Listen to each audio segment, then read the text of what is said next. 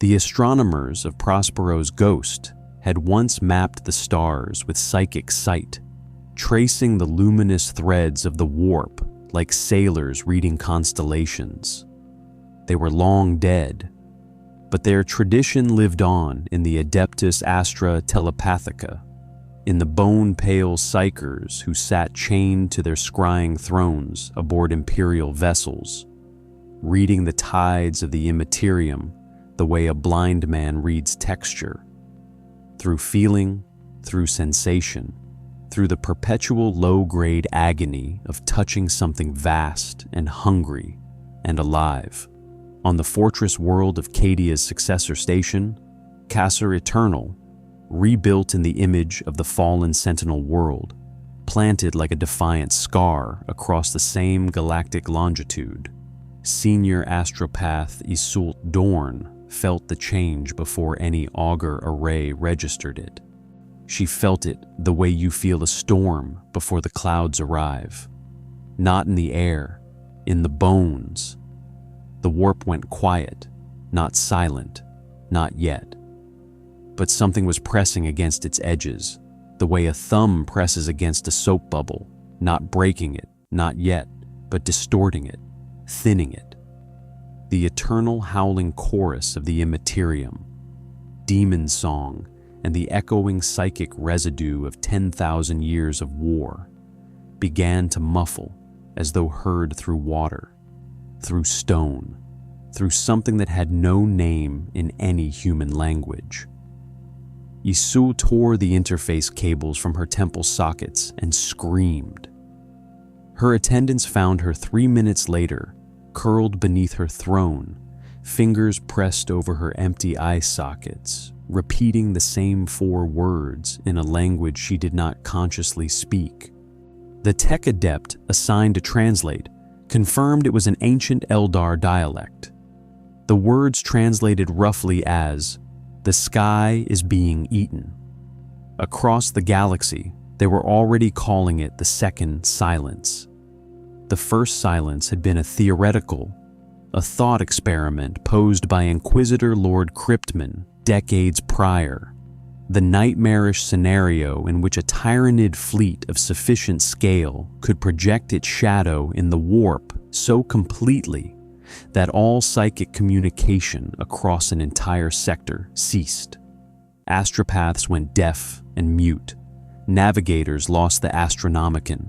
Entire fleets were stranded in real space, blind and alone, while something vast and patient consumed the world below. The second silence was not theoretical. It had begun at the galaxy's eastern rim, where Hive Fleet Leviathan's successor tendrils had never truly been stopped, merely slowed. Where Hive Fleet Kronos had been seeded like an immunological response, its bioform specifically designed by the Hive mind to deny the warp, to project the shadow with surgical precision. But Kronos had been one fleet, a countermeasure, a scalpel. What rose now from the intergalactic void was not a scalpel. Cartographers who survived the initial augur, sweeps before communications went dark, described it in terms that defied conventional classification. Not one fleet, not 10. A convergence, multiple hive fleets moving with unified purpose, their shadow in the warp overlapping, reinforcing, compounding into something that wasn't merely disruption, it was erasure. The psychic static that Tyranid bioships normally generated had always been compared to white noise, overwhelming signal with chaos. This was different. This was the opposite of chaos.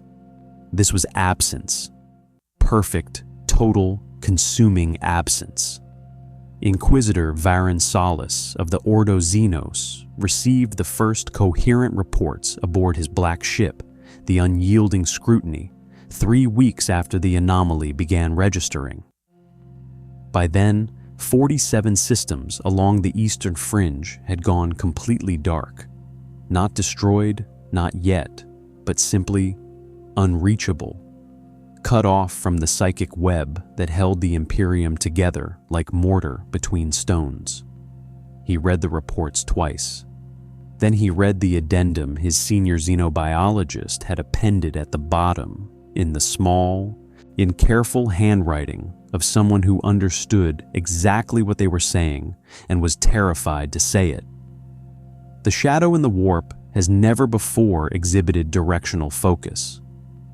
It has always been a byproduct, a consequence of Tyranid mass, a side effect of their psychic bioarchitecture. This is different. The convergence pattern suggests intentionality.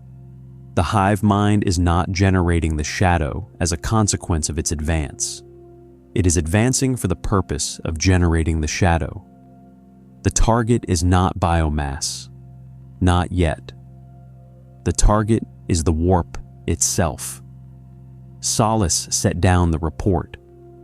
Outside his viewport, the stars were cold and numerous and utterly indifferent. Somewhere beyond the edge of perception, and something older than the Imperium and hungrier than any god was turning its incomprehensible attention toward the one thing in the universe it had not yet consumed. The immaterial sea that sat beneath reality like a second ocean, the source of psychers and demons and chaos and faith and the immortal soul of every living thing that had ever screamed in the dark. The warp.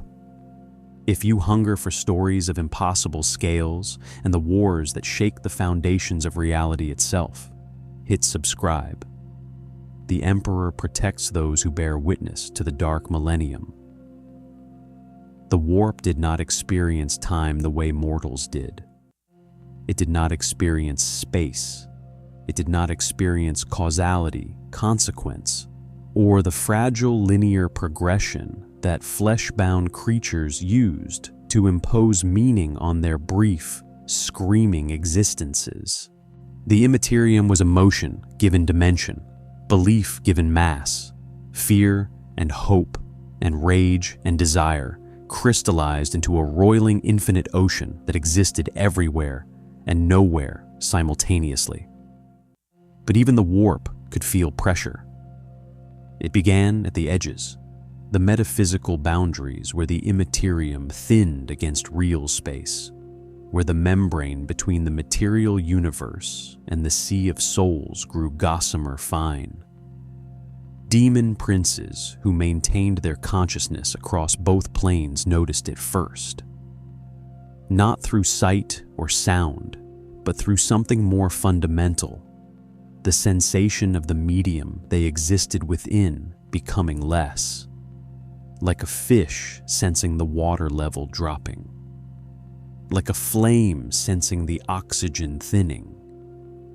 Kairos Fate Weaver, Oracle of Tzinch, twin-headed abomination of impossible prescience, saw it in both his past and future simultaneously, and for the first time in 10,000 years spoke with both mouths at once. One head said, impossible. The other said, inevitable. In the impossible geography of the crystal labyrinth, Tzinch's realm of ever-shifting schemes and counter-schemes, the walls had begun to flicker. The changer of ways perceived all possible futures simultaneously. It was his nature, his domain, his entire reason for existence. Change was his element, mutation his language, manipulation his breath. He had orchestrated the fall of civilizations across geological epochs, had seeded plans within plans within plans so deeply recursive that even he occasionally lost the thread, delighting in the rediscovery. He was not delighted now. The futures were going dark, not changing, not shifting into alternative configurations the way they normally did. The endless fractal branching of possibility that Tzinch swam through like a leviathan through deep water. They were simply ending. Timeline after timeline, possible future after possible future, flickering out like candles in a wind that came from no direction he could calculate. The great ocean of the warp was his substance, his home, the medium through which all his power flowed, and something was drinking it. He sent his heralds to the edges of his realm to observe. They did not return. This, more than anything, communicated the scale of what was happening. Tzeentch's servants were creatures of pure psychic energy, woven from the warp's own substance, sustained by the emotional resonance of mortal hope and ambition and desire for change. If they could be destroyed, all things could be destroyed, but they reformed, eventually reconstituted from the ever-replenishing sea of souls. That was the fundamental immortality of demonkind. You could not permanently kill what was made of the ocean itself, unless the ocean was receding. Tzeentch turned his infinite attention to the eastern metaphysical boundary of his realm and witnessed something that restructured his understanding of threat. The warp's edge was not being attacked. It was not being breached or invaded in any conventional sense. It was being absorbed. The shadow in the warp, that psychic dead zone that Tyranid fleets had always generated, had become something qualitatively different.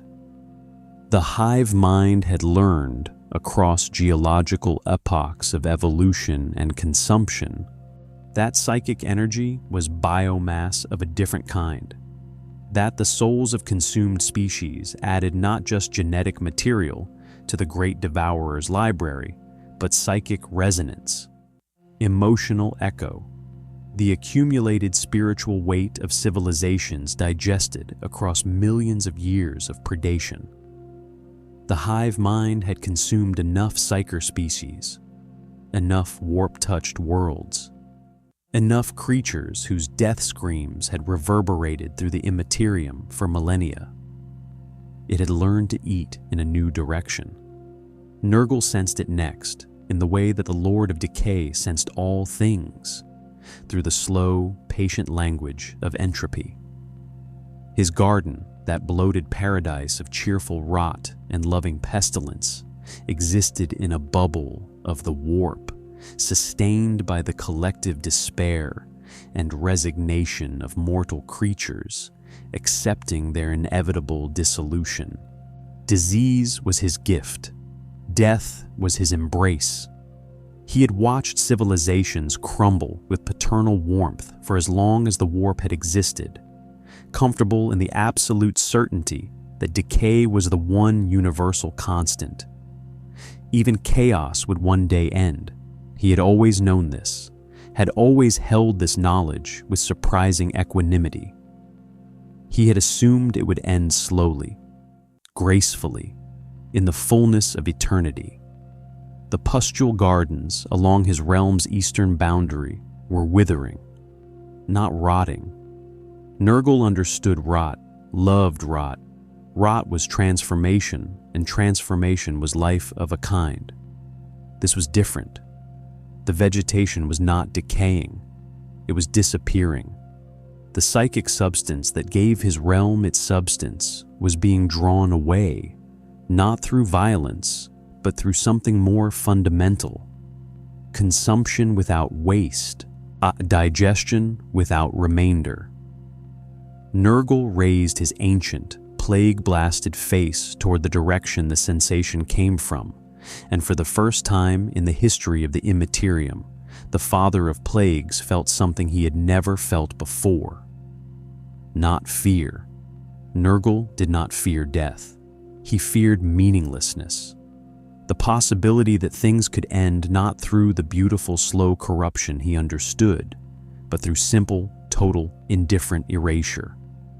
In the realm of chaos, the unthinkable was happening. The gods were paying attention. Tzeentch did not panic. Panic was for creatures with limited information and linear minds. The Changer of Ways operated on a different register entirely. When threatened, he schemed.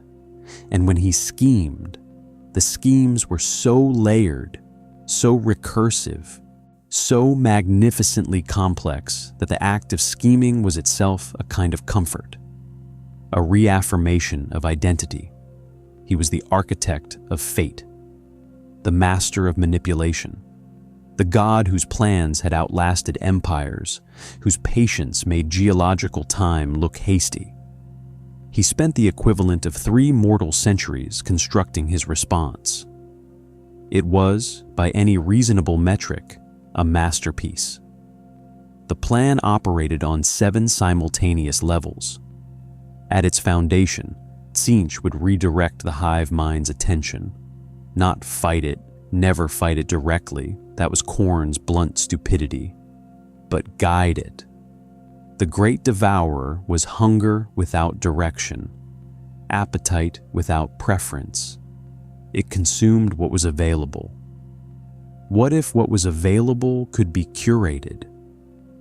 What if the hive mind could be fed a steady supply of psychic resonance from a controlled source, siphoned from real space worlds rich in emotional energy, drawing its attention away from the warp's boundaries and toward the more conventional biomass of the material universe?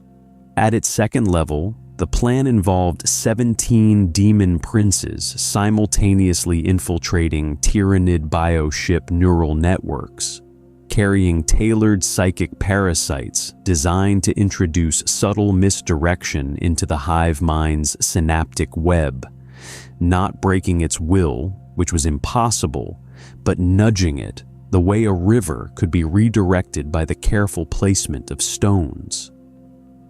At its third level, Tzeentch had prepared a grand manipulation of the Eldar's infinity circuits, those vast repositories of preserved Eldar souls that existed in careful psychic isolation from the warp, weaponizing them as psychic beacons to draw Tyranid attention towards specific, strategically useless regions of space.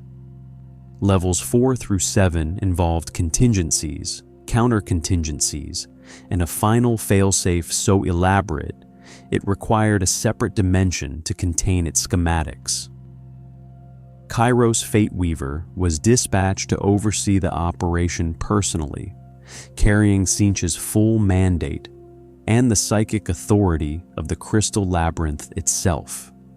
He crossed the boundary between the warp and real space at the eastern fringe, materializing in the system of Yedris Prime, a world already half consumed, its continents stripped to bedrock, its oceans boiled away, its atmosphere thick with the biological processing exhaust of 100,000 bioships orbiting in perfect, terrible formation. Fateweaver spread his vast wings, both heads already calculating, already weaving the first threads of the grand manipulation. The hive mind noticed him immediately, not in the way that mortals notice things, not with eyes or sensors or auger arrays. The hive mind's awareness was distributed across every organism in every fleet simultaneously, a consciousness so vast and so alien that individual thought was meaningless within it. It did not think about Fateweaver. It simply became aware of him, the way a body becomes aware of a splinter, not through cognition, but through the automatic total response of an organism protecting its integrity. 3 hierophants emerged from the orbital formation within seconds. Fateweaver began the manipulation. His right head spoke the first syllables of a psychic working 10,000 years in the construction, reality bending around the words, probability itself beginning to shift in Tzeentch's favor. His left head simultaneously reached toward the synaptic web of the nearest bioship, fingers of pure warp energy probing for the neural pathways his master had mapped across centuries of careful observation. The hive mind's response was not what any of Tzeentch's models had predicted. It did not resist the psychic intrusion. It did not generate counter-psychic defenses. It did not even acknowledge the manipulation as a threat to be neutralized. Instead, the synaptic web simply rerouted. The pathways Fate Weaver's psychic fingers were reaching for dissolved and reformed elsewhere, not in response to his touch, but independent of it. The hive mind adapting not to him specifically, but to the concept of psychic intrusion, updating its architecture in real time the way an immune system updates to a new pathogen. The manipulation had nowhere to take hold. Fate Weaver's left head faltered. His right head continued the probability weaving, voice rising, pouring more of Tzeentch's power into the working. The air around him crystallized into impossible geometric shapes, fate lines becoming visible as luminous threads, the future bending toward the outcome his master required. The nearest Hierophant stepped through the probability field as though it did not exist. Fate Weaver had time to register, with his left head's capacity for observation, that the creature's bioelectrical field was generating a localized shadow in the warp, dense enough to simply cancel the probability manipulation.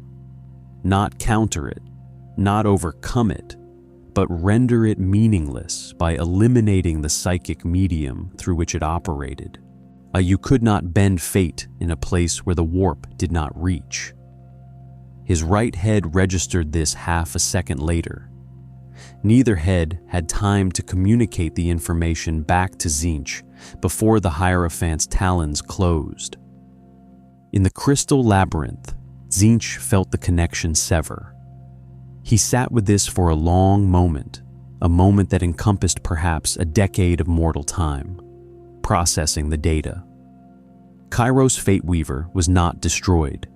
He was simply gone, absorbed, his psychic substance consumed so efficiently that not even an echo remained in the warp to reconstitute from. The second level of the plan collapsed without its architect. The third level, dependent on the second, unwound. 4 through 7 evaporated in sequence, each contingency failing because the foundational manipulation had not merely been defeated, it had been eaten, leaving nothing for the contingencies to build upon. Tzeentch, the architect of fate, the god of change and manipulation and infinite scheming, sat in his crystalline realm and confronted a possibility he had never genuinely modeled. Not failure, he had planned for failure. Failure was just another form of change, but irrelevance. The total, absolute irrelevance of manipulation against something that did not have a mind to manipulate. You could not scheme against hunger. You could not trick an appetite. You could not redirect a force that had no preferences, no ambitions, no desires beyond the single overwhelming imperative of consumption. For the first time in the history of the warp, Tzeentch changed his plans, not because a better opportunity had presented itself. He changed them because he was afraid. Khorne did not scheme. Khorne did not manipulate, did not plan beyond the next engagement, did not concern himself with the metaphysical implications of what was happening at the warp's eastern boundary.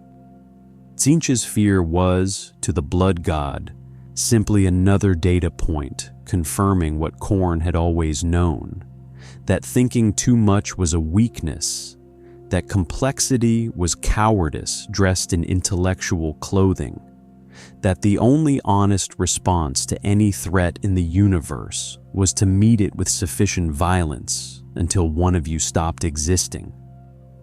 He had watched Tzeentch's gambit fail with something approaching satisfaction. Now it was his turn. The Brass Citadel, Khorne's fortress realm in the warp, was not a place of beauty or comfort, or even the terrible elegance that characterized the other gods' domains. It was functional, brutal. Every surface was the dark red of dried blood, every wall constructed from the skulls of warriors so accomplished in life that their bone retained a faint luminescence even in death. The air tasted of iron and ozone, and the particular electric tension that preceded catastrophic violence. 8 great brass towers surrounded the central keep, each one a monument to a different aspect of warfare: siege, ambush, attrition, shock assault, counterattack, guerrilla conflict, total annihilation, and the one Khorne favored above all others, the tower simply called Dominance. From the throne of brass and bone at the citadel's heart, Khorne surveyed his armies. They were, by any measure, the most fearsome military force in the history of the universe. Bloodthirsters of the highest echelon. The Angrath-class greater demons, each one a walking apocalypse capable of leveling a space marine fortress in an afternoon. Legions of bloodletters numbering in the hundreds of millions, their hell blades already drawn, their singular killing purpose making them perhaps the most purely efficient warriors ever conceived. Skull cannons whose ammunition was the compressed rage of fallen champions. Flesh hounds whose tracking ability operated across dimensional boundaries. And at the very peak of Khorne's military hierarchy, the 8 bloodthirsters of insensate rage, being so ancient and so powerful that their mere presence caused reality to hemorrhage. Khorne sent them all. The assault on the Tyranid convergence was the largest demonic incursion in the history of the Eastern Fringe, dwarfing even the greatest Black Crusades in raw military weight. Khorne tore open the boundary between the warp and real space across 17 systems simultaneously, pouring his legions through in a tide of brass and blood and screaming violence that lit up augur arrays across 3 sectors. Imperial listening posts that survived long enough to transmit registered the warp signatures as something beyond their calibration range. Instruments designed to measure catastrophic demonic activity simply maxing out and going silent, unable to quantify what they were detecting. The bloodthirsters hit the Tyranid vanguard first. It was, for approximately 4 minutes, exactly what Khorne had envisioned. The greater demons of the highest tier were extraordinary combatants, beings of pure martial philosophy, their every atom devoted to the perfection of violence.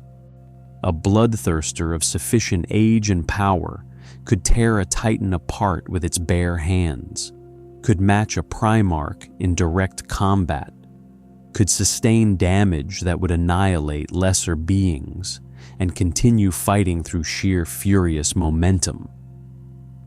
They hit the Tyranid organisms like hammers hitting a wall, and for those 4 minutes the wall cracked.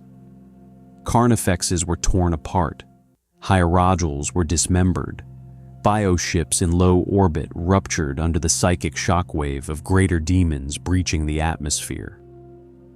Then the hive mind adapted. It did not panic. It did not reroute resources or call for reinforcements in any way that resembled conventional military response. It simply updated. The synaptic web across every organism in the convergence shifted simultaneously, not in response to the specific bloodthirsters currently engaged, but in response to the category of threat they represented. Psychic combatants, warp energy constructs, beings whose physical form was sustained by the Imperium. The shadow deepened, not gradually, Instantly, the localized shadow in the warp around the combat zones increased in density by an order of magnitude, and the bloodthirsters, those ancient, magnificent engines of destruction, began to come apart. Not from wounds, not from the claws and acid and bioelectric discharge of the organisms they were fighting. They came apart because the medium that sustained their physical existence was being removed from around them, the way a sculpture dissolves when the material it's made from is siphoned away. The shadow in the warp at this density didn't just disrupt psychic communication or blind navigators. At this concentration, wielded with this precision, it began to unmake warp constructs at the molecular level, separating the psychic binding that held demonic essence to physical form, dissolving the coherence that made a bloodthirster, rather than a dispersing cloud of raw emotional energy. The 8 bloodthirsters of insensate rage lasted 11 minutes combined. The legions lasted less. 100 million bloodletters, creatures that had survived 10,000 years of the long war, dissipated like morning fog as the shadow rolled over them, not killed in any satisfying martial sense, not defeated through superior combat skill or clever tactics, but simply consumed, their psychic substance drawn into the same incomprehensible digestive process that had taken Fate Weaver. The skull cannons fell silent. The flesh hounds dissolved mid-stride. The brass towers of Khorne's forward assault positions, planted in real space as anchor points for the demonic tide, cracked and crumbled as the warp energy sustaining them was drawn away. Khorne felt every single death. That was his nature. The blood god was connected to every drop of blood spilled in his name, every skull claimed for his throne, every warrior who died in glorious combat, sending a ripple of power back to the brass citadel. He had fed on war for as long as the universe had contained things capable of killing each other. War was his sustenance, his purpose, his entire reason for existence. What he felt now was not the clean, hot rush of blood freely spilled. It was the cold, complete sensation of his warriors being negated, not killed, not defeated, consumed so efficiently that even the death echo that should have reverberated back to the brass citadel never arrived. They were not dead, they were gone, and the difference was catastrophic. Khorne stood from his throne for the first time in millennia. The brass citadel's walls were trembling, not from external assault. Nothing had breached his realm. They were trembling because the warp itself was trembling, the psychic sea that the citadel floated in becoming thinner, less substantial, less able to support the weight of what had been built upon it across 10,000 years of war. The blood god looked at his remaining legions, still vast, still terrifying by any mortal standard, but diminished in ways that had no precedent, and understood, with the blunt, unadorned clarity that was his only form of intelligence, what Tzeentch had already known. This enemy could not be fought, not because it was too powerful. Khorne had faced power before, had reveled in it, had built an eternity on the premise that sufficient violence could overcome any obstacle in the universe. But because it was not an enemy, it was a process, and you could not kill a process by hitting it hard enough. The Imperium of man had survived 10,000 years by being precisely as ruthless as the universe required. Not more, not less, exactly as ruthless. It had survived the Horus Heresy, survived the Age of Apostasy, survived the opening of the Cicatrix Maledictum, and the near annihilation of Cadia, and the return of a Primarch, and the countless Black Crusades, and the endless grinding attrition of a galaxy that seemed constitutionally opposed to humanity's continued existence. It had survived by making decisions that no individual human conscience could bear, and distributing the moral weight of those decisions across institutions large enough that no single person had to fully reckon with what they'd authorized. It was, in short, an organism perfectly adapted to suffering, but it had never been asked to process hope. The first reports reached Terra 6 weeks after the anomaly began, delayed by the same psychic disruption that was causing the anomaly in the first place.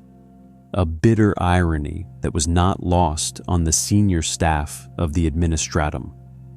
Astropathic communication was degrading across the eastern fringe at an accelerating rate.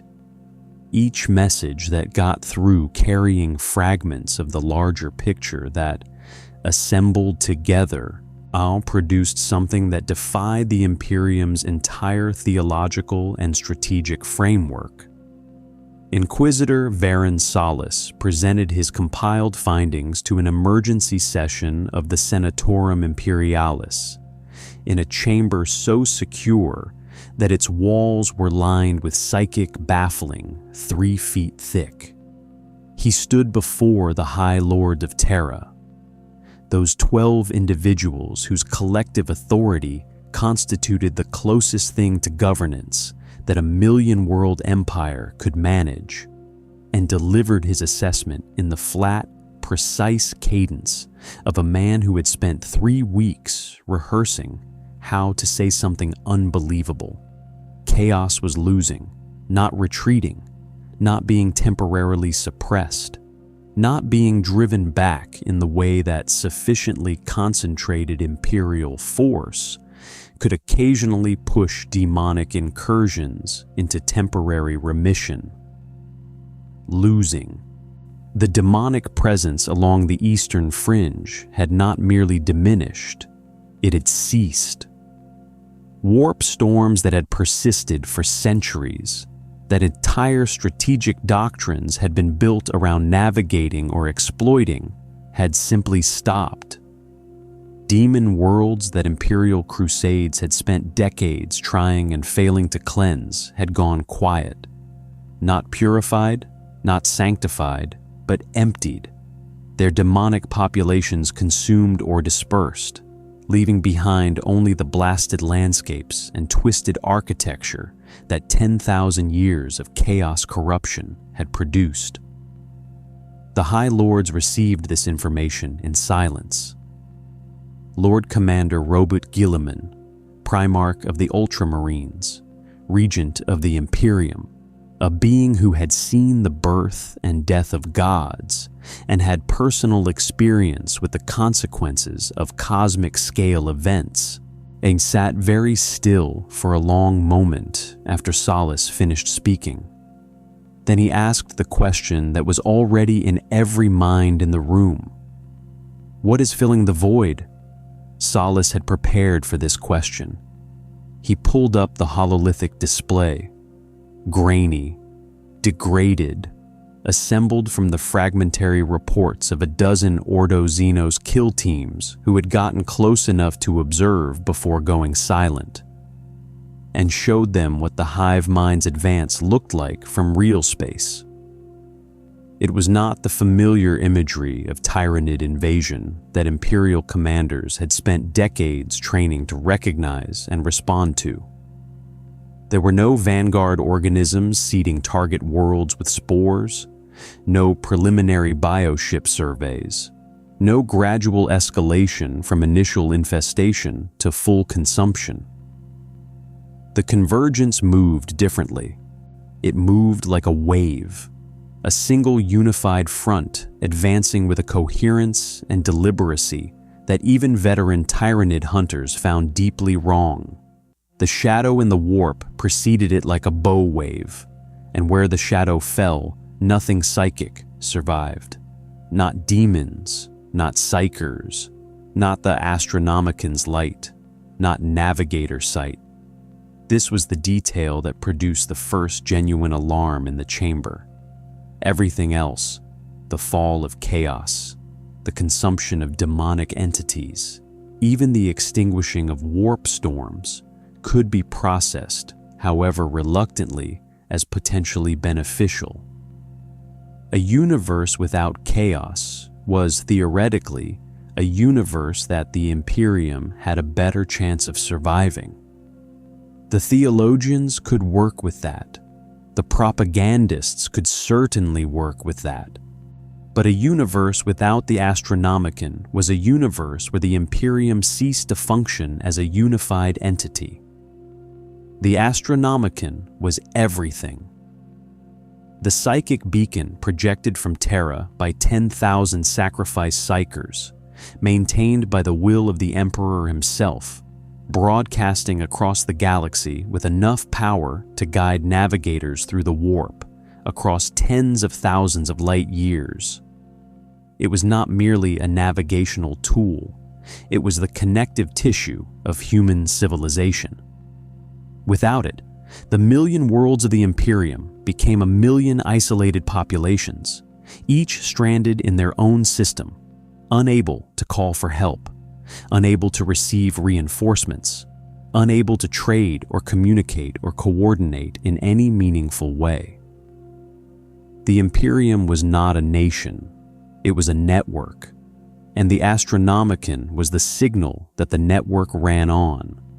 The shadow in the warp, at sufficient density and sufficient proximity to Terra, would extinguish it. Guilliman studied the hololithic display for a long time. Around him, the High Lords were beginning to speak, their voices layering into the particular urgent cacophony that characterized imperial governance in crisis. Competing priorities, institutional defensiveness, the reflexive, bureaucratic tendency to respond to unprecedented situations by applying precedented procedures with greater intensity. He let them talk for exactly 4 minutes. Then he stood, and the room went quiet with the particular quality of silence that a Primarch's full attention produced. "We are not watching the end of chaos," he said. "We are watching the end of the warp, and when the warp ends, everything that depends on it ends with it." He paused. He's letting the weight of that settle. "That includes us." The silence that followed was different from the one before. Guilliman turned back to the hololithic display, to the slow, inevitable advance of the wave, to the darkening eastern sky of the galaxy, and felt something he had not felt since waking to find the Imperium he'd helped build reduced to a monument to 10,000 years of managed decline. He felt the specific, clarifying terror of a problem with no good solution, only a series of bad ones, each worse than the last, each necessary. "Begin evacuation protocols for the eastern fringe populations we can still reach," he said quietly. "And someone find me the Eldar." The High Lord stared at him. In 10,000 years of Imperial history, no Primarch had ever opened a formal diplomatic channel to the Eldari from the floor of the Senatorum Imperialis. The implications, theological, political, strategic, were catastrophic in their own right. Guilliman met their stares with the calm of a man who had already calculated every alternative and found them worse. "They have fought the Tyranids longer than we have. They understand what the shadow means. And right now," he looked back at the display, at the darkening eastern edge of the galaxy, "they are as threatened as we are. Pride is a luxury. We are fresh out of luxuries. Nobody argued. Nurgle had always understood endings. This was the paradox at the heart of the Plague Father's philosophy, that the god most associated with death was, in truth, the most deeply invested in continuation. Disease was not destruction, it was transformation. A body consumed by plague did not cease to exist. It became something else, broke down into constituent parts that fed other systems, other organisms, other cycles of growth and decay. Nurgle's garden was not a charnel house. It was an ecosystem, the most vital, most productive, most genuinely alive place in the entire warp, if you understood vitality correctly. If you accepted that life and death were not opposites, but partners in an endless generative dance. He had preached this philosophy in his warm and pestilential way since before humanity had learned to make fire. He believed it completely. He was finding it very difficult to apply it now. The garden's eastern boundary had been deteriorating for weeks by mortal reckoning. Time moved strangely in Nurgle's realm, sluggish and warm and thick with spores. But even the Plague Father's distorted perception of temporal flow could register the acceleration of what was happening. The withering had spread from the boundary inward, moving through his realm with a patience that almost resembled his own.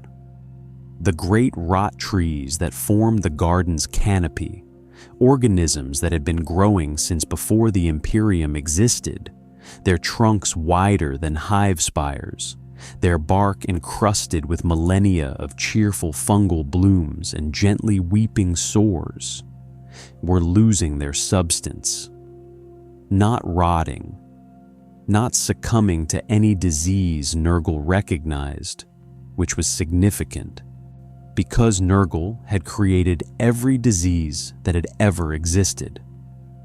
They were becoming less real. The psychic substance that gave the garden its form, that made the rot trees solid, that gave the rivers of pus their particular viscosity, that allowed the beasts of Nurgle to bound through the undergrowth with their slobbering, affectionate enthusiasm, was being drawn away. Slowly, methodically, with a consistency that suggested not a predator feeding opportunistically, but a digestive system processing a meal it had already secured. Nurgle walked through his dying garden and felt each loss personally. He knew every tree, every bloom, every cheerfully suffering soul that had accepted his gifts and come to rest in his embrace. The garden was not merely his domain, it was his family, in the only sense that meant anything to a god whose entire philosophy centered on the nurturing of life in all its forms. The Chaos gods were not known for sentimentality, but Nurgle, alone among his siblings, had always been capable of something that resembled genuine attachment. He stopped at the edge of a clearing where 3 of his most ancient beasts lay still, not dead because death was a process Nurgle understood, but simply absent, their forms faded to translucent outlines, the psychic energy that had animated them drawn away so completely that what remained were barely impressions in the garden soil, like the negative space where something had been. He reached down and touched the outline of the nearest beast's muzzle. Nothing. In the warp, a god's grief is not a private matter. Nurgle's sorrow radiated outward through the Imperium, and across the galaxy, billions of mortals felt it as a sudden, inexplicable wave of melancholy.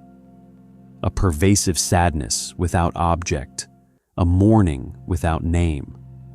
Grief counselors in hive cities reported unprecedented demand.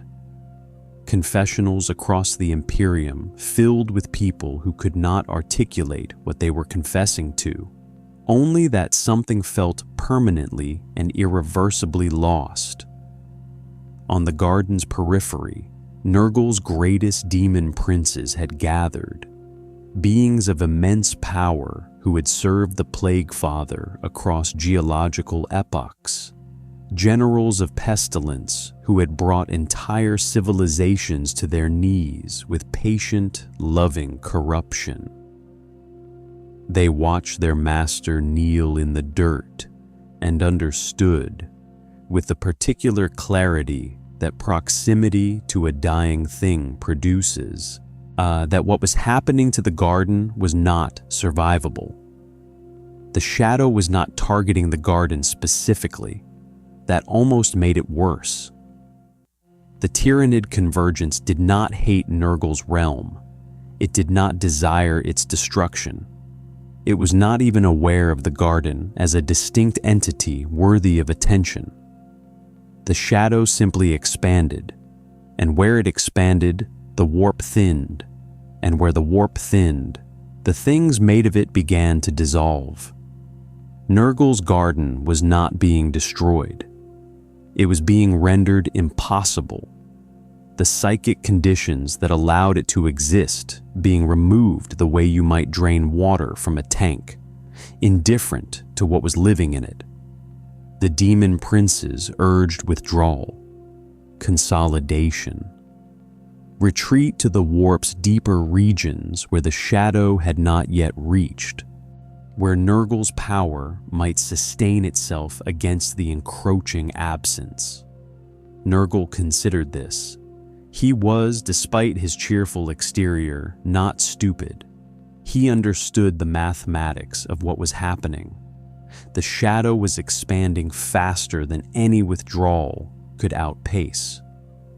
There was no deeper region safe enough, no corner of the warp far enough from the advancing consumption to guarantee survival.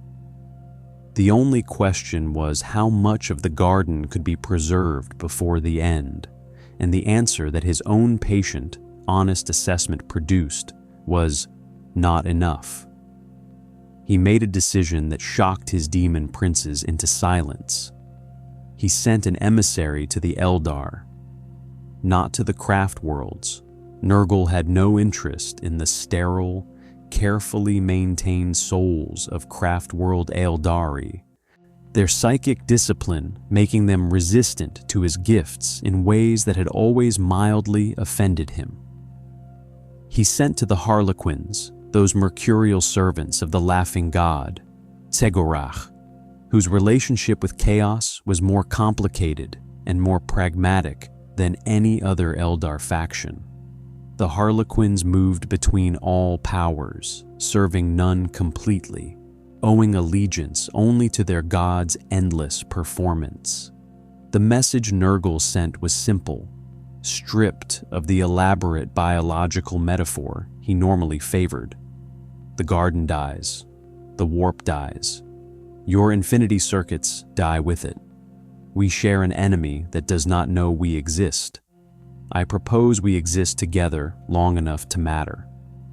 The Harlequin messenger who received it, a shadow seer of considerable experience, not easily surprised, read it twice.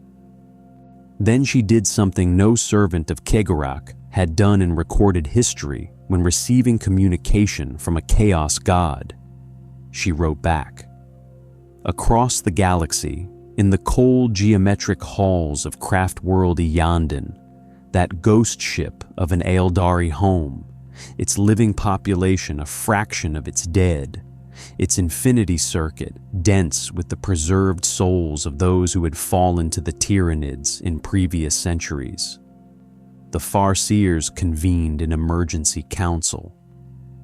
They had felt the shadow deepening for months. They had watched with the particular anguish of a species that could perceive the future and was therefore forced to watch disasters approach in slow motion as the Eastern Warp began its collapse. They had also felt, with a precision that human psychers lacked, exactly what the collapse meant for the infinity circuits. The souls of their dead, millions of Eldari preserved across millennia of careful psychic maintenance, the closest thing their species had to an afterlife, existed in the warp. Specifically in the carefully isolated psychic bubbles of the craft world matrices. When the warp thinned enough, those bubbles would lose their integrity. The souls inside would not be liberated or reincarnated or peacefully dissolved. They would be consumed, drawn into the same digestive process that was taking the demon armies and the rot trees and everything else made of psychic substance. The Eldar had been fighting the Tyranids for longer than the Imperium had existed. They knew the Great Devourer better than any other surviving species, and they understood, with the cold fatalism that 10,000 years of civilizational decline produces, then that this convergence was different from everything that had come before. When Guilliman's diplomatic envoy arrived at Iyanden 3 days later, a small fleet, white-flagged, broadcasting on frequencies the Eldar had used in the distant collaborative past, the Farseer Council had already prepared their response. The gates opened. For the first time since the Horus Heresy, an Imperial Primarch set foot on an Eldar craft world, and the two oldest surviving powers in the galaxy sat down together in the shadow of something neither of them had the power to stop alone. Outside, in the dark between stars, Nurgle's garden continued to wither. The rot trees fell one by one, silent as snow, each one taking with it a piece of something that would not come again. The Plague Father watched them go and wept, and for once his tears contained no disease, only salt, only grief. Only the honest acknowledgement that even the god of decay could be made to understand the difference between transformation and obliteration, and that what was coming was the latter, absolute and indifferent and inevitable as mathematics. Slaanesh was the youngest of the dark gods. This was not merely a biographical detail. It was the central fact of the Prince of Pleasure's existence, the wound at the heart of their identity, that 10,000 years of excess and sensation and the consumption of every possible experience had never fully cauterized. The other gods had existed since the first crude emotions of the first primitive creatures had begun to resonate in the immaterium. Khorne had grown from the first act of violence, Nurgle from the first experience of disease and loss. Tzeentch from the first moment, a mind complex enough to desire change, had looked at its circumstances and imagined something different. Slaanesh had been born from a civilization's death. The fall of the Eldar, that catastrophic psychic implosion 10,000 years ago, when an entire species accumulated excess, tore a hole in the warp, and birthed a new god from the collective soul stuff of billions of dead Eldari, had created Slaanesh fully formed and screaming with the particular hunger of something that had consumed everything available at the moment of its birth, and immediately needed more. The Eye of Terror was Slaanesh's birth wound, the scar the god's emergence had left on reality, and it had never healed because Slaanesh had never stopped feeding on the psychic echo of that original consumption.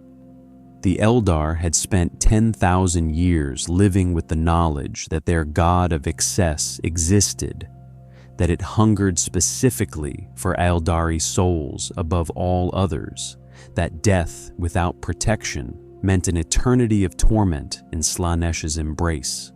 It had shaped everything about their civilization.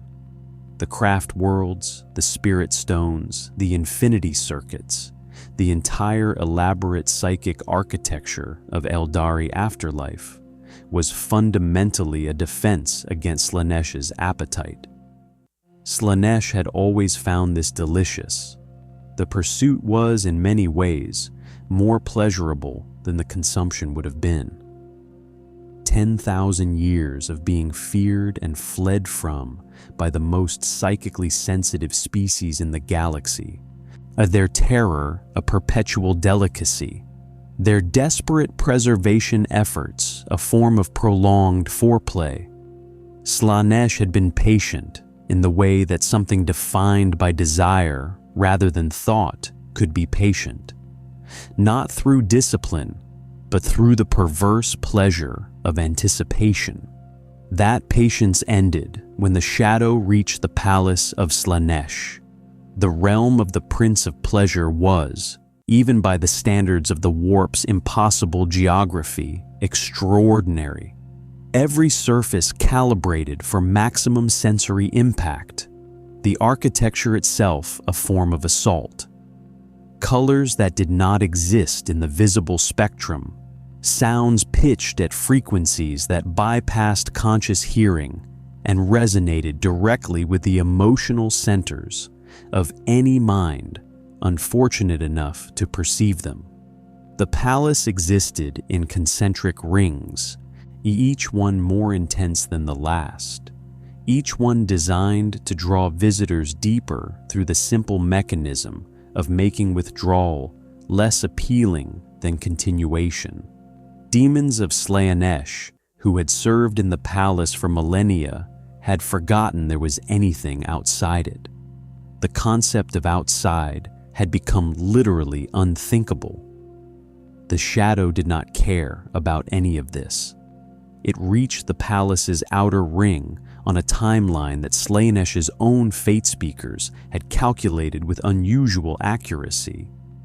The Prince of Pleasure's servants included beings of considerable psychic sensitivity, and the approach of the shadow was legible to anyone willing to read it. Slaanesh had received the warnings, had processed them with the particular quality of attention that defined the youngest dark god: total, immediate, intensely focused, and then discarded the moment something more interesting presented itself. The warnings had not been interesting enough. What happened to the palace's outer ring was witnessed by 17 Keeper of Secrets, who survived long enough to report back to the inner sanctum.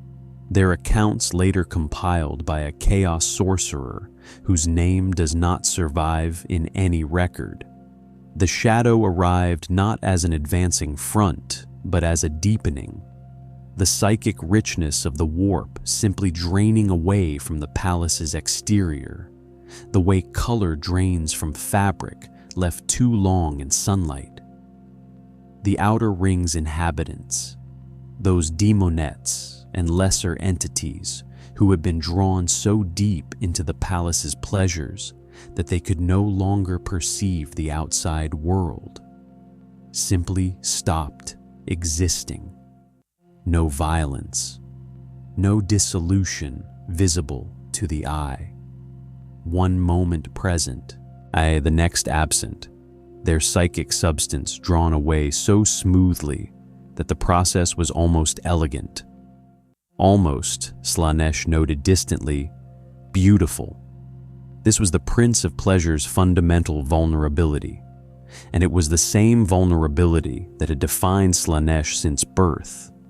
The inability to encounter any experience, even a catastrophic one, without immediately aestheticizing it. Slaanesh watched the outer ring disappear and found it, against all survival instinct, genuinely fascinating. The precision of it, the completeness, the way the absence left behind had its own texture, its own quality, a silence so total it registered as a new kind of sensation.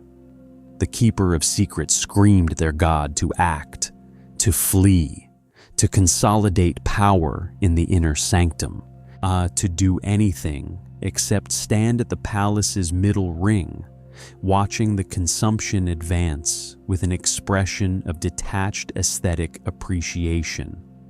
Slaanesh turned to them with an expression that combined terror and ecstasy in proportions that no mortal face could have contained without breaking. "It feels," the Prince of Pleasure said, voice carrying the particular resonance of something that communicated directly with the pleasure centers of any mind within range. "Like the end of feeling." Then the shadow reached the middle ring. The keeper of secrets fled inward. Some made it, most did not. The shadow's advance had accelerated, the hive mind updating its consumption rate as the density of psychic material in the palace's vicinity registered as extraordinary, worth prioritizing. 10,000 years of Eldari soul consumption had made Slaanesh's realm among the most psychically rich environments in the warp. The Great Devourer recognized richness the way any predator recognized a concentrated food source. It fed with enthusiasm. In the inner sanctum, Slaanesh made their final stand with what remained, a court of greater demons whose collective power was sufficient to level a solar system. The accumulated psychic weight of 10 millennia of excess and consumption, and the particular terrible vitality of a god that had been born screaming and had never stopped. It was not nothing. Against any conventional threat in the universe, it would have been overwhelming. The shadow did not notice the resistance. What happened next was felt across the entire galaxy simultaneously, in the way that the birth of a chaos god is felt, not as a physical event, but as a psychic one, a disturbance in the Imperium so fundamental that every sensitive mind in existence registered it whether they wanted to or not. On craft world Yanden, in the middle of the first formal diplomatic session between a Primarch and an Eldar Farseer council in 10,000 years, every Eldar in the room stopped speaking simultaneously. Farseer Kalindra, eldest of Ayandan's council, who had lived through the Second Tyrannic War and the defense of her craft world and 100 other catastrophes, made a sound that Guilliman had never heard from an Eldar before. It was a sob, raw, unguarded, the sound of something ancient and terrible being released. Guilliman understood before anyone explained it to him. He had fought beside Eldar. He understood their theology well enough to grasp the significance. He reached across the diplomatic table, a gesture that would have been politically catastrophic under any other circumstances, and placed his hand over Kalindra's. She did not pull away. "It is done," she said, when she could speak again. Her voice carried a complexity of emotion that no single human word could contain. Grief, yes, but also something older than grief. Something that had been held in tension for 10,000 years and had just, at enormous cost, been released. The great enemy is gone. The Eldar had called Slaanesh the great enemy since the fall, had organized their entire civilization around the fact of that enemy's existence and hunger, had built their afterlife, their culture, their spiritual practice around the single terrible fact that their god of excess waited for them beyond death. Now it didn't. The relief and the loss arrived together, inseparable, each one making the other more acute. Because the thing that had haunted them for 10,000 years was gone. Yes, but it was gone because something worse had eaten it. And the souls it had held were gone too. And the hole its absence left in the psychic architecture of Eldar existence was not clean, but ragged, and what filled it was not peace, but a silence that felt less like freedom and more like amputation. Guilliman watched Kalindra process this and said nothing, because there was nothing to say, and kept his hand where it was, because sometimes the only honest response to another being's grief is presence. Outside Iyanden, in the dark, the shadow continued its advance. 3 dark gods remained. The High Lord of Terra had a protocol for every conceivable catastrophe. This was not hyperbole. The Administratum's disaster management codices occupied 17 entire floors of a documentation spire in the Imperial Palace complex, their contents representing 10,000 years of accumulated institutional response to every form of civilizational threat the Imperium had ever survived. Xenos invasion, covered in exhaustive detail across 47 sub-volumes. Chaos incursion, addressed in a separate codex so large it required its own librarium. Primarch resurrection, there was, embarrassingly, a protocol for this, drafted hastily after Guilliman's return and revised 3 times since. Solar anomalies, governmental collapse, mass psyker events, rogue artificial intelligences, and the unexpected return of lost Primarchs on the wrong side of the theological divide. All covered, all addressed, all filed in the appropriate section of the appropriate spire under the appropriate classification level. There was no protocol for the death of chaos. More precisely, there was no protocol for the specific combination of events now unfolding simultaneously.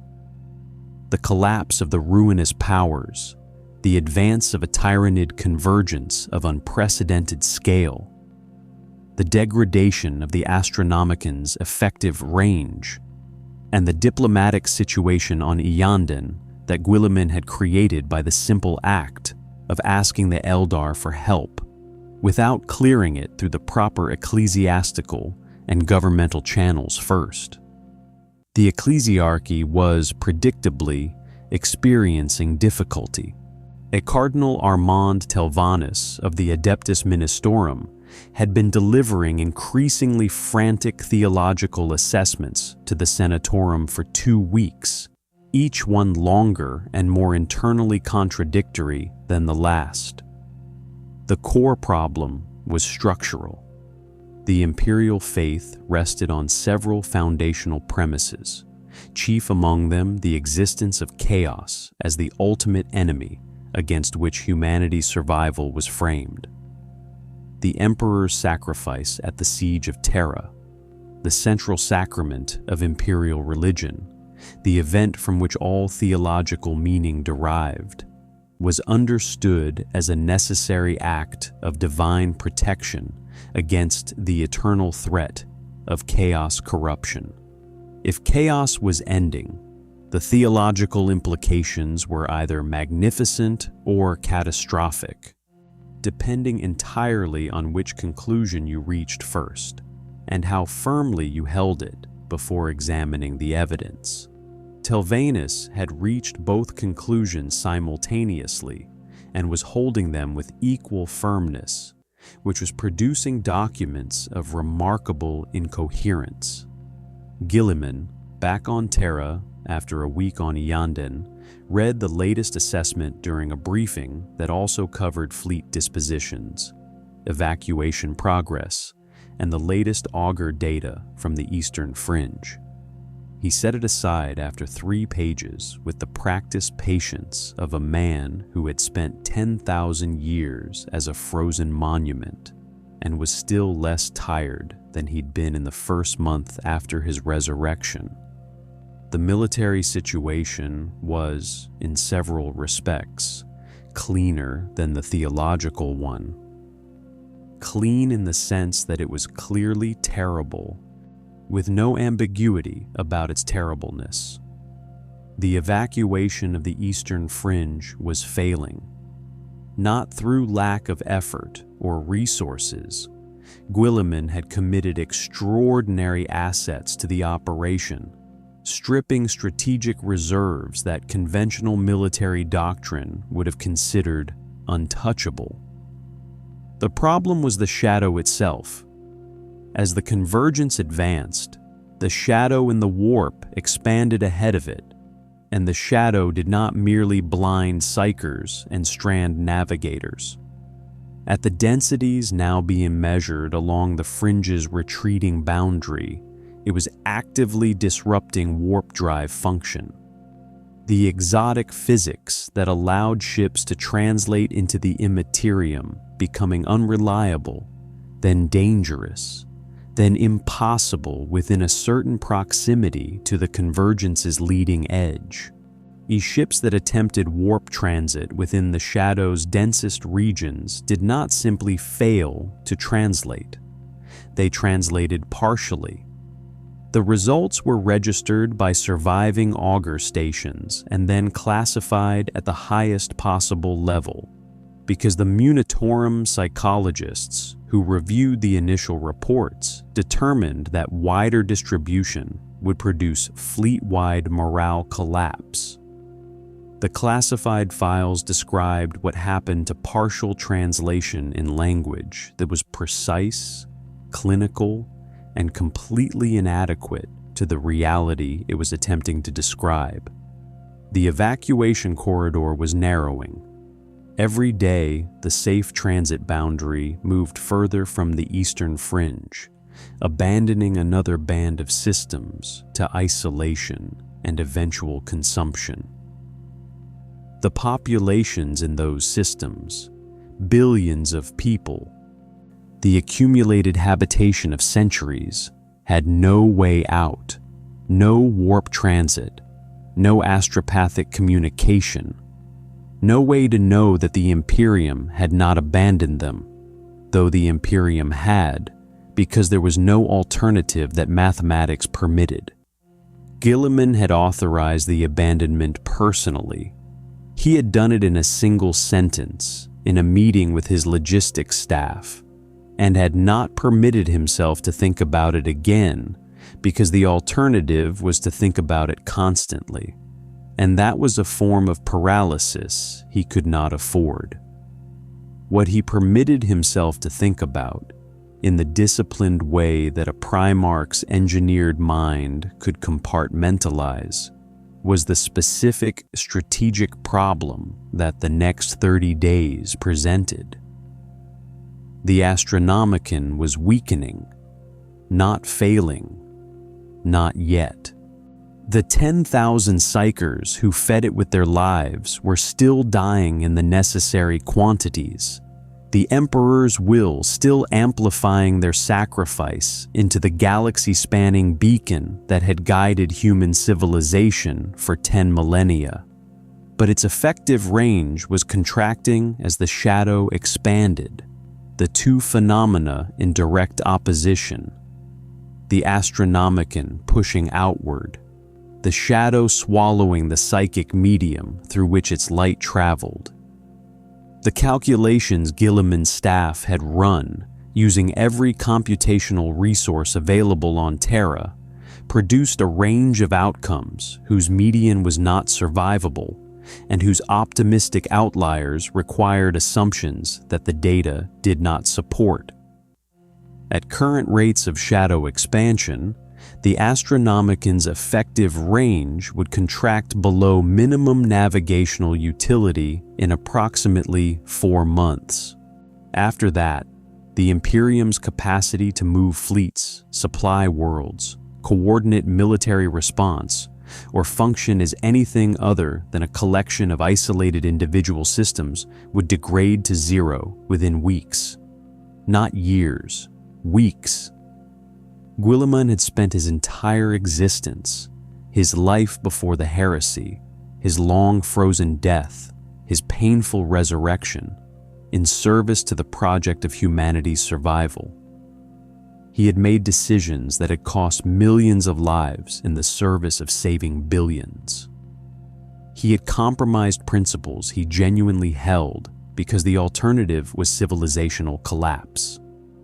He had looked at every impossible problem the 41st millennium had produced and found, in each case, some path through. Narrow, costly, brutal, but present. He looked at the Astronomican projections and found nothing. Not a narrow path. Not a costly one. Not even a path that required compromises he would spend eternity regretting. Nothing. He sat alone in his strategium for 1 hour, which was the amount of time he permitted himself for despair. He had learned across centuries of command that despair was not the enemy of good decisions. Suppressed despair was. Acknowledged, contained, and then set aside, it was simply honest information about the severity of a situation. After the hour, he called his staff back in. The Eldar proposed something on Iyanden, he said, before anyone else could speak. I told Farseer Kalindra I needed to consult with Terra before responding. I have consulted.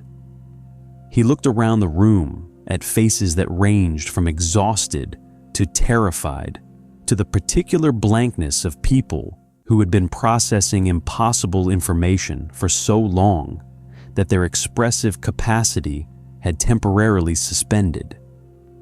Their proposal involves the infinity circuits, every craft world psychic matrix unified and redirected. They believe a sufficiently concentrated Eldar psychic beacon could substitute for the Astronomican within a limited range, not galaxy-wide, but enough to maintain navigational coherence across the core systems. The room processed this. The cost, said his chief strategist, who had learned to always ask about costs first, is what exactly? Guilliman looked at the table. Every soul currently preserved in every infinity circuit across every craft world in the galaxy would be consumed in the process. Every Eldar dead who ever chose preservation over the risk of Slaanesh's embrace. Millions of souls, their entire afterlife. He paused. Kalindra described it as spending their inheritance to save the house. The silence was very long. She agreed to this? Someone asked.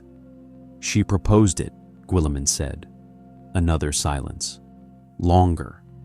Outside the strategium's narrow viewport, Terra hung in its own light, the cradle of humanity, the throne of an undying god, the heart of a civilization that had survived everything the universe had produced for 10,000 years through the simple, stubborn mechanism of refusing at every crisis point to accept that survival was impossible. Guilliman thought about Kalindra's face when she had made the proposal, the steadiness of it, the grief beneath the steadiness, the particular courage of a being who understood exactly what she was offering and had calculated that it was worth offering anyway.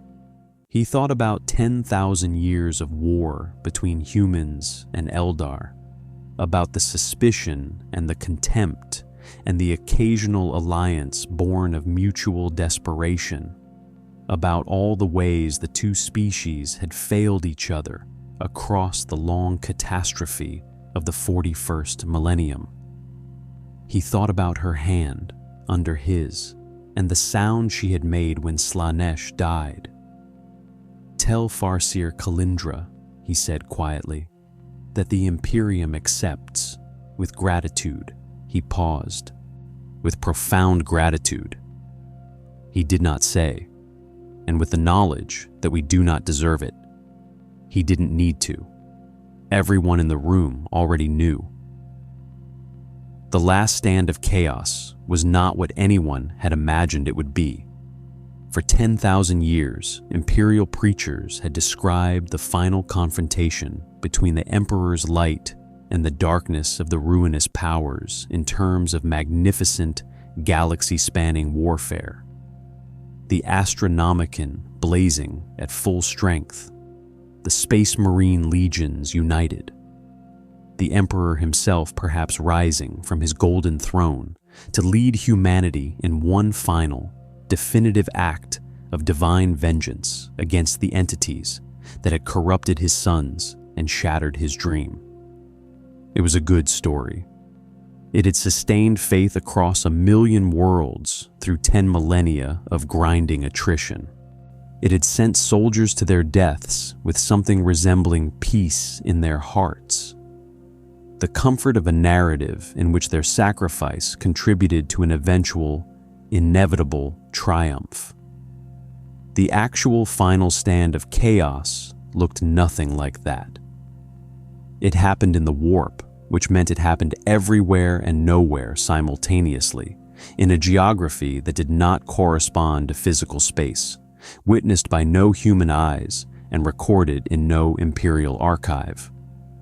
The three remaining dark gods, Tzeentch, Khorne, and Nurgle, their power already diminished by weeks of consumption, their realms already contracting toward whatever core remained of their essential nature, gathered in a configuration that had no precedent in the history of the Imperium. They cooperated. This was, by any measure, the most extraordinary event in the history of the warp. The dark gods did not cooperate. Their mutual antagonism was not merely temperamental, but structural. Their powers were defined in opposition to each other, their realms in perpetual conflict, their servants in constant competition. Tzeentch plotted against Khorne. Khorne despised Tzeentch's scheming. Nurgle and Tzeentch had been in philosophical opposition since before humanity existed. The great game, the endless, perpetual conflict between the ruinous powers, was not a choice they made. It was what they were. But the great game required players, and the shadow was consuming the board. Tzeentch initiated it because Tzeentch initiated everything. A psychic working of staggering complexity that reached across the diminishing warp toward his siblings, not as an attack or a manipulation, but as something he had never transmitted before, a genuine communication. His intentions laid bare, stripped of the recursive scheming that normally made his motivations illegible even to other gods. What he transmitted, in the language of pure psychic concept that existed beneath words, was simple enough that even Khorne could receive it without distortion. We end alone, or we stand together. Choose. Khorne's response was not verbal. It was the sensation of a war god setting down his axe, a metaphysical gesture whose significance was so profound that it registered as a physical tremor across the entire Imperium. The blood god had never set down his axe, not once, not in the entire history of his existence. The axe was not a weapon. It was a statement of identity, a declaration of purpose, the physical manifestation of everything Khorne was and had ever been. He set it down. Nurgle said nothing. He simply opened his realm. Those last remnants of the garden that still persisted in the warp's deeper regions, the ancient rot trees that had survived the initial consumption, the preserved souls of the Plague Father's most beloved servants, and shared them, not as weapons or resources, as substance, as the raw psychic material of his own existence, offered freely to be woven into whatever the three of them could construct together. What they built was not a weapon.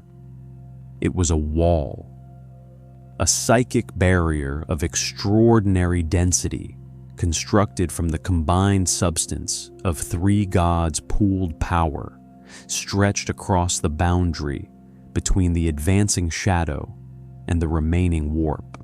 Not designed to destroy the Tyranid convergence, they had watched Khorne's armies dissolve into the shadow and understood that direct confrontation was impossible. Not designed to repel the consumption, the mathematics of that had been clear since Tzeentch's gambit failed. Designed to slow it, to buy time.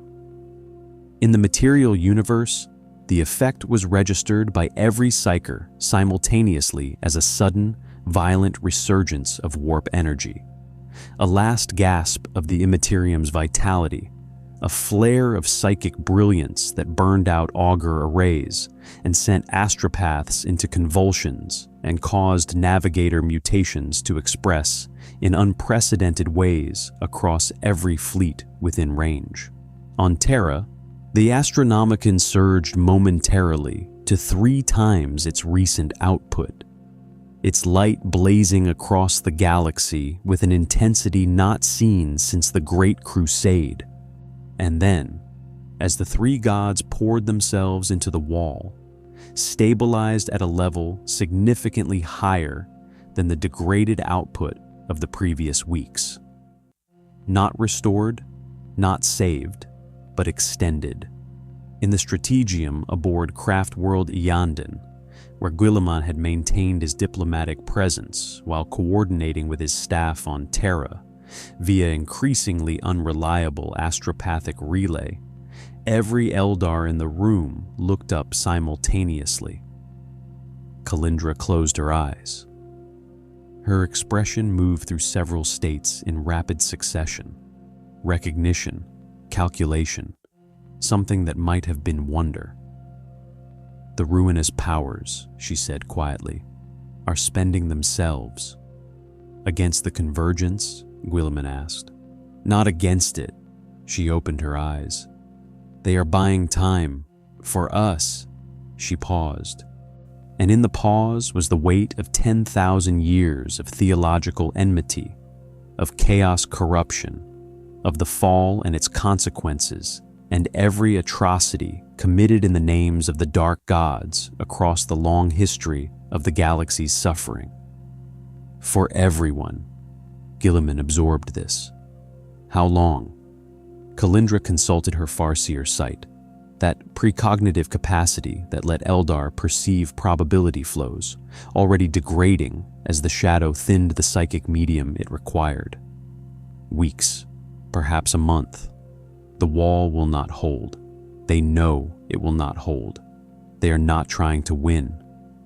She looked at him with eyes that had seen 10,000 years of civilizational decline and carried the memory of every moment.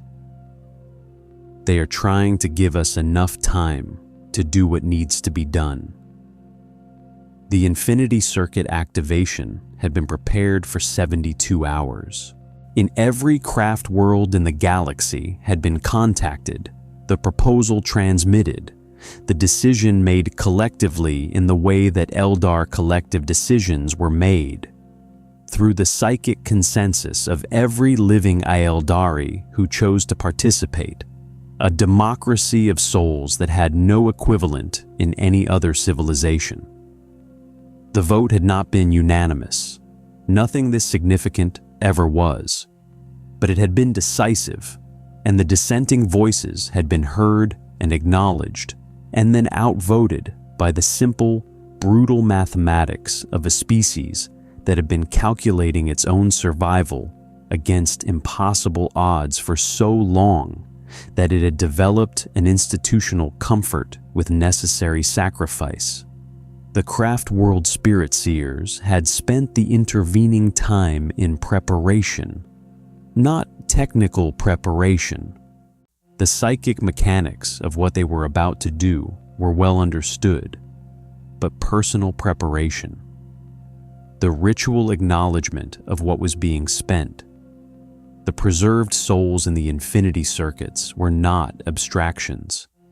They were individuals, named, remembered, beloved by surviving relatives who visited their matrices, sought their wisdom, drew comfort from the knowledge that death was not the end.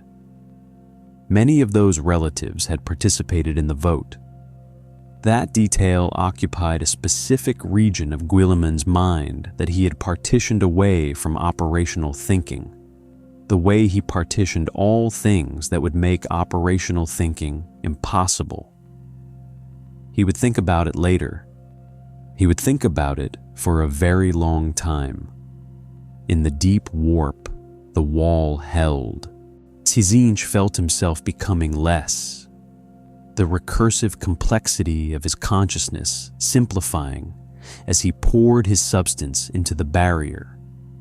The infinite branching futures he could perceive narrowing as the psychic energy that generated his prescience was redirected. He had spent his entire existence in the pursuit of change, of complexity, of the endless generative potential of possibility.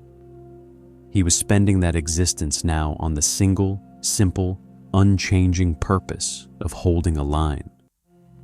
He found, to his own considerable surprise, that he did not regret it. Khorne felt the wall with the only sense he had ever trusted, the physical sensation of force meeting resistance, of pressure held against pressure, of two things in direct opposition with everything at stake. This was stripped of all context, exactly what he had always wanted. A fight that mattered, a stand where retreat was impossible. He poured himself into it with the wholehearted commitment that was his only mode of existence, and felt, in the pouring, something he had no word for. Nurgle simply held what he had always held, the patient, loving, persistent refusal to let go before it was absolutely necessary. His garden was gone. His realm was contracting. His greatest servants had dissolved into the shadow. But he held because holding was what he did, and because on the other side of the wall were things that were alive. And the father of plagues had always, beneath everything, been on the side of life. On craft world Ayandin, Farseer Kalindra took her position at the center of the activation matrix. Around her, the spirit seers of every craft world were doing the same, linked across impossible distances by the last strong threads of the warp that the three-god sacrifice was maintaining. The infinity circuits hummed with the accumulated psychic weight of millions of preserved souls. The Eldar dead, the beloved, the ancient, the remembered. Kalindra spoke the activation word. The infinity circuits blazed. Across the galaxy, in the last moments before the wall finally cracked and the shadow advanced through the breach, a new psychic beacon ignited. Smaller than the Astronomicon, more focused, burning with a different quality of light. Not the Emperor's will amplified through human sacrifice. Something older, something that tasted of 10,000 years of grief and beauty and the particular stubborn vitality of a species that had been dying since before humanity learned to walk upright and had refused, in at every opportunity, to finish the job. The beacon held. In the warp, the wall came down. The three dark gods dissolved into the shadow simultaneously, not destroyed in any satisfying narrative sense, not defeated through heroism or faith or the superiority of any cause, simply consumed, their substance drawn into the Great Devourer's incomprehensible digestive process, along with everything else they had ever been. 10,000 years of the Long War, the Great Game, the eternal conflict between the ruinous powers, the source of every Black Crusade, every demonic incursion, every moment of chaos corruption that had shaped the 41st millennium. Gone. The warp went dark, not silent, not empty. Something remained, a thin, cold residue the psychic echo of 10,000 years of mortal emotion that the shadow had not yet reached, too diffuse and too deeply embedded in the fabric of real space to consume efficiently. The souls of the newly dead still had somewhere to go for now. The Emperor still sat on his throne, his will still flowing through the beacon the Eldar had ignited from the substance of their dead. But the great ocean was gone, the Imperium as humanity had known it, that terrible, magnificent, dangerous sea of souls that had shaped every aspect of human civilization since the first Psyker opened their mind to its tides, was receding. What remained was a shoreline, and the tide was still going out. 4 months after the wall fell, the galaxy was unrecognizable, not destroyed. That was the detail that resisted easy comprehension. The fact that every Imperial strategist and Eldar Farseer and Tau Ethereal and Orc war boss who survived to assess the new reality kept returning to with something between relief and bewilderment. The galaxy was not destroyed. The planets were still there. The stars still burned. The billions of surviving human populations still breathed and ate and worked and prayed, their daily lives continuing with the particular, stubborn momentum of organic existence that no cosmic event had ever fully interrupted. The Tyranid convergence had not yet reached the core systems. The evacuation corridors, maintained by the Eldar beacon's navigational coherence, had saved populations that the mathematics had written off. The galaxy was alive. It was simply different in ways that would take generations to fully comprehend. The warp was not gone. This was the first and most important clarification that Guilliman's combined staff, Imperial strategists working alongside Eldar Farseers in arrangements that would have been unthinkable 6 months prior, had spent weeks establishing with certainty. The Imperium existed. The thin, cold residue that remained after the Shadow's advance was genuinely, measurably present in the psychic substrate of reality. But it was changed in kind, not merely degree. The great ocean had become something closer to a river, directional, bounded, shallow enough to see the bottom in places where it had previously been fathomless. The practical consequences cascaded through every system that had depended on the warp's depth and vitality. Psykers still existed. The newborn children of humanity who carried the Psyker gene still opened their eyes one morning to find the world saturated with sensation that others couldn't perceive. Still heard the whispers at the edges of conscious thought. Still felt the pull of something vast and resonant beneath the surface of reality. But the power available to them was diminished, not eliminated, but constrained, as though the instrument they played had lost several octaves. Battle Psykers, who had once called down warp lightning that could destroy armored columns, now produced sparks. Astropaths who had transmitted across star systems now reached neighboring systems on a good day. The librarians of the Adeptus Astartes meditated in their sanctuaries and found their connection to the Empyrean present, but muted, like a voice heard through several walls. Demons did not return. This was the absence most difficult to process theologically. In the weeks following the wall's fall, as the psychic residue of the Chaos God's dissolution dispersed through the remaining warp, inquisitors of the Ordo Malleus had maintained constant vigil, their demon-hunting protocols at maximum readiness, expecting the inevitable resurgence of demonic activity that every historical precedent suggested should follow any major disruption of chaos power. It did not come. The demonic entities that had been banished to the warp during the final weeks, driven back by the temporary resurgence the three gods' sacrifice had produced, did not reform. The psychic medium that should have reconstituted them was gone, consumed or dispersed beyond the threshold required for demonic coherence. The Ordo Malleus, an institution whose entire purpose had been defined by the threat of demonic incursion for 10,000 years, was left with its protocols, its weapons, its deeply ingrained institutional paranoia, and nothing to apply them to.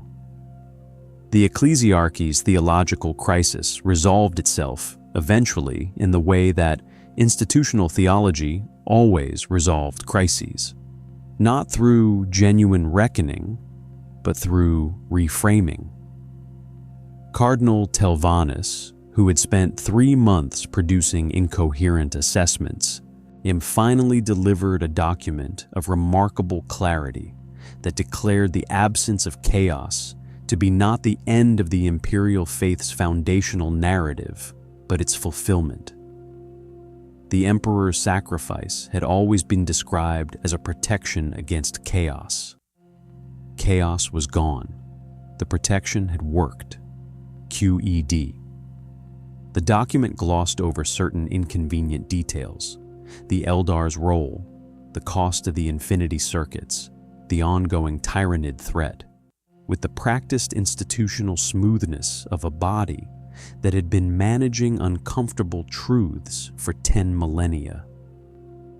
Guilliman read it and said nothing publicly. Privately, in a letter to Farseer Kalindra that he transmitted through the new astropathic protocols their joint staff had developed, he described it as the most expensive theological convenience in human history. Kalindra's response was brief.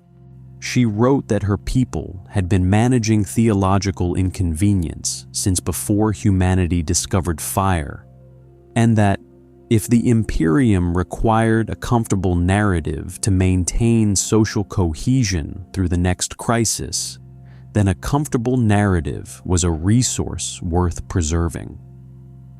She also wrote that the Eldar, who had voted against the Infinity Circuit activation, had begun, slowly, to return to the Craftworld councils, not forgiving, not yet, but present, which was the necessary precondition for everything else.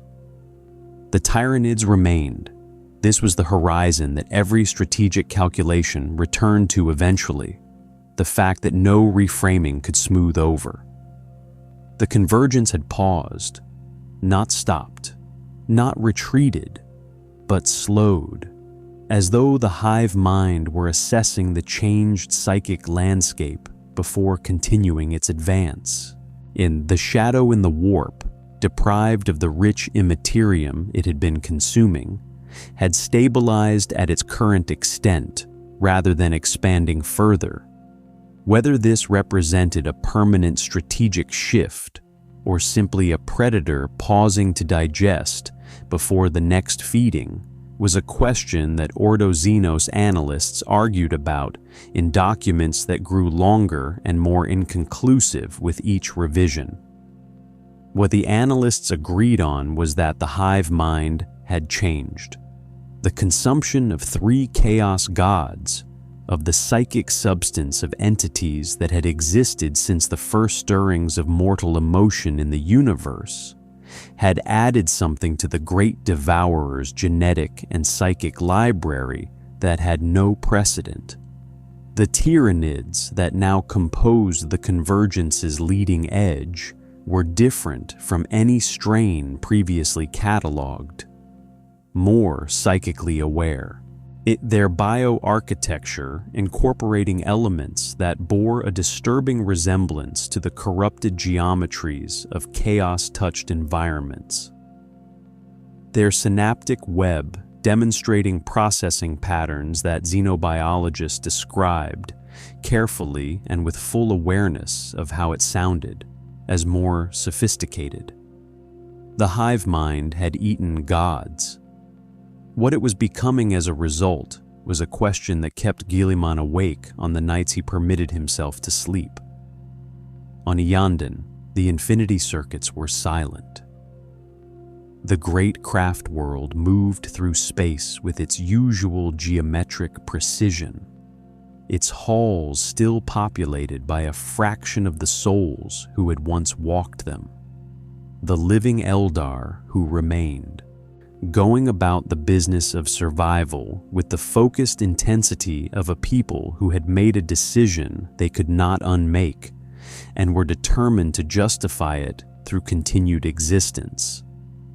The matrix chambers where the preserved dead had rested were not empty.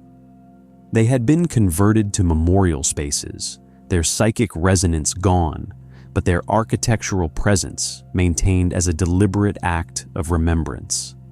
Eldar who passed through them reported nothing, no voices, no presence, no echo of the beloved dead, just silence, clean and final and complete. Kalindra visited the chamber that had contained her predecessor's matrix every morning. She sat for exactly 1 hour. She did not meditate or pray or perform any ritual. She simply sat in the silence and let it be what it was. Not peaceful, not resolved, not comfortable, but honest. The honest silence of a cost paid and not regretted and not forgotten. On Terra, the Emperor remained on his golden throne. This was the mystery that occupied the deepest level of every strategic and theological analysis produced in the months following the Wall's fall. The Emperor's survival should have been impossible. His existence had always been understood as dependent on the warp's vitality, his will sustained by the psychic sea that his own presence helped maintain. The thinning of the Imperium should have been catastrophic for a being whose physical form had been sustained by psychic energy for 10,000 years. He persisted.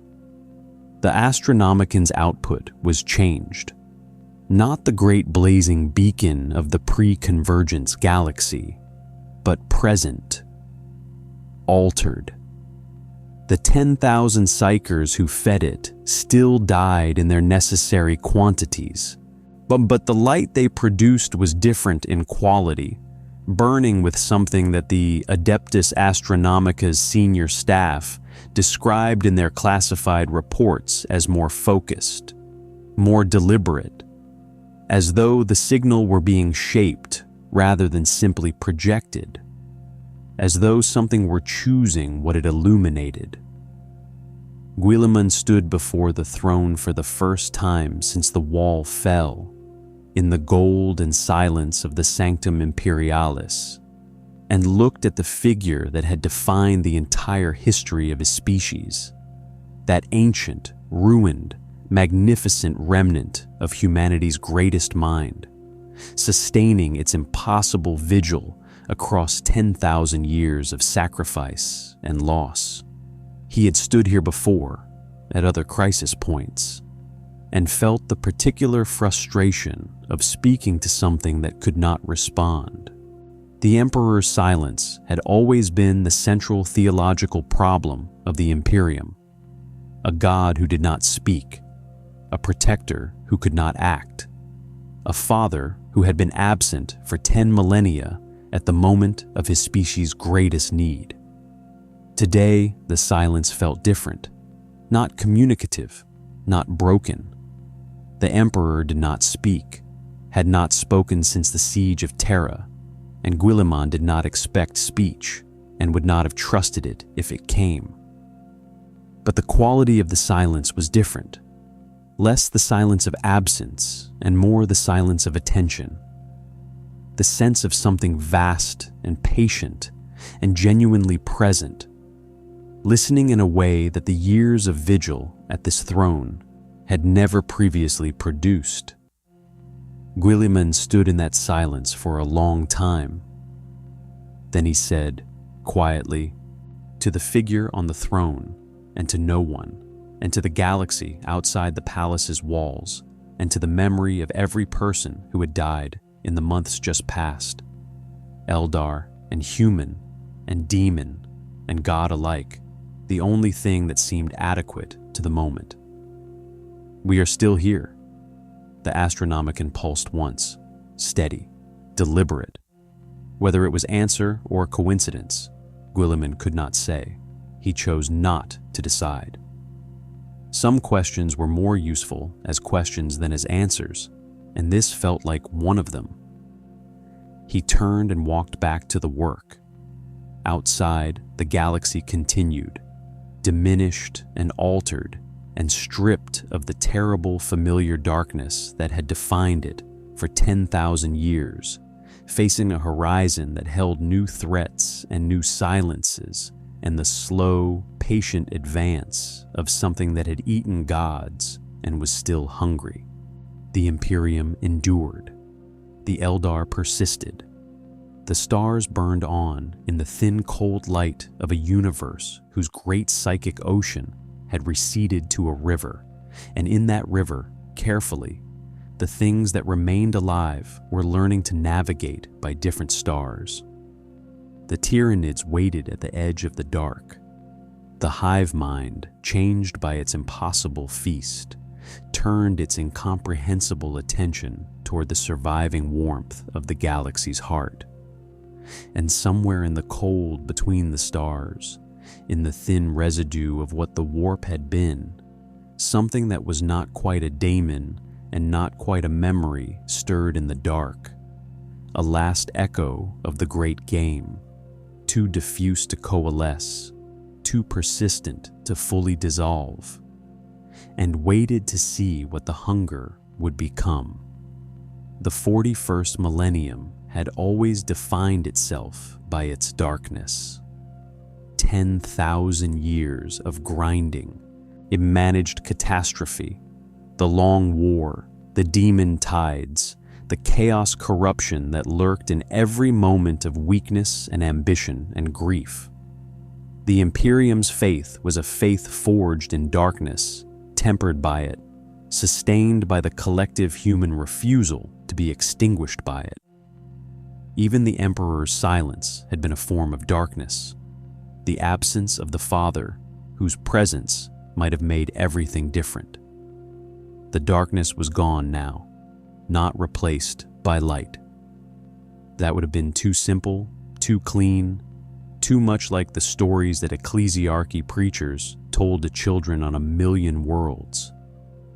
What replaced the darkness was something more honest, a gray, cold, open sky, stripped of the familiar terrors that had structured existence for 10 millennia, filled instead with the unfamiliar terror of a horizon that contained something new. The Tyranids had eaten the gods. The Eldar had spent their dead to buy humanity time. Chaos was gone, and its absence was not peace, but simply a different kind of danger. The danger of a universe that had lost the psychic richness that had made it, paradoxically, habitable for the kinds of minds that dreamed and feared and believed. What survived was what had always survived. Not the institutions. Those were already changing, cracking, reforming under the pressure of a reality they had not been built to navigate. Not the theology that was being quietly revised in documents that no one in the administratum was particularly proud of. Not the certainty, not the faith in inevitable victory. Not the comfortable narrative of humanity's divine destiny. What survived was the stubborn, unreasonable, biologically inexplicable refusal to stop. Guilliman at his desk. Kalindra in her silent memorial chamber. 10,000 psychers dying daily to maintain a beacon that illuminated a smaller galaxy than it had yesterday. Soldiers on 1,000 worlds who had never heard of Iyanden, or the Infinity Circuits, or the last stand of 3 gods who hated each other, going about the business of survival because it was the only business available. The Emperor protects. The words meant something different now. They had always been an assertion of divine guardianship, a claim that cosmic forces were arranged in humanity's favor, that the darkness could be held at arm's length by sufficient faith and sufficient sacrifice. Now they felt less like a promise and more like a decision. Not protection granted from above, but protection chosen daily by the ones who remained. The Great Devourer was still coming. They were still here. The Emperor protects. More stories await.